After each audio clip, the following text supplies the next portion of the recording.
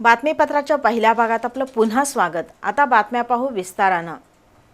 हॉटेलवरील कारवाई टाळण्यासाठी मालकाकडून 25,000 रुपयांची लाच स्वीकारताना अन्न औषध प्रशासनातील अन्न सुरक्षा अधिकारी कीर्ती देशमुखला अँटी करप्शन विभागाने अटक केली।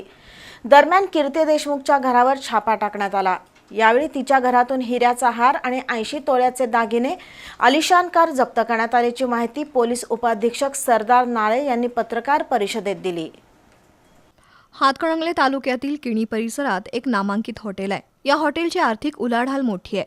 त्यामुळे या हॉटेलमध्ये अन्न प्रशासनाच्या अन्न सुरक्षा अधिकारी कीर्ती देशमुख आणि त्यांच्या सहकाऱ्यांनी 15 मार्च 2024 ला तपासणी केली होती।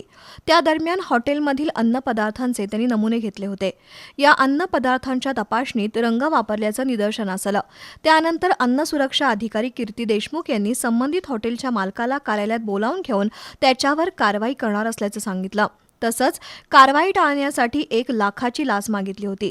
दरम्यान हॉटेल मालकानं गयावया केल्यानं 70,000 रुपयांवर तडजोड झाली। त्यातील पहिला हप्ता 25,000 रुपये देण्याचं ठरलं। दरम्यानच्या कालावधीत हॉटेल मालकानं कोल्हापुरातील लाचलुचपत प्रतिबंधक विभागाचे उपाधीक्षक सरदार नाळे यांच्याशी संपर्क साधून कीर्ती देशमुख यांच्या विरोधात तक्रार दिली। त्या अनुषंगानं आज कीर्ती देशमुख यांनी घराच्या पार्किंगमध्ये लाचेची रक्कम घेऊन येण्यास संबंधित हॉटेल मालकाला सांगितलं।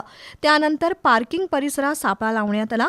हॉटेल मालकानं लाचेची 25,000 रुपयांची रक्कम देताच पोलिसांनी छापा टाकून कीर्ती देशमुखला अटक केली।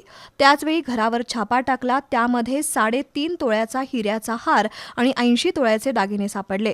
पोलिसांनी हे किमती साहित्य जप्त केलंय। या कारवाईनंतर अन्न औषध प्रशासनातील अधिकारी आणि कर्मचारी कार्यालयातून गायब झाले। या विभागात मोठ्या प्रमाणात अर्थपूर्ण घडामोडी होत असल्याची चर्चा कोल्हापुरातील व्यापारी व्यावसायिकांमध्ये सुरू आहे।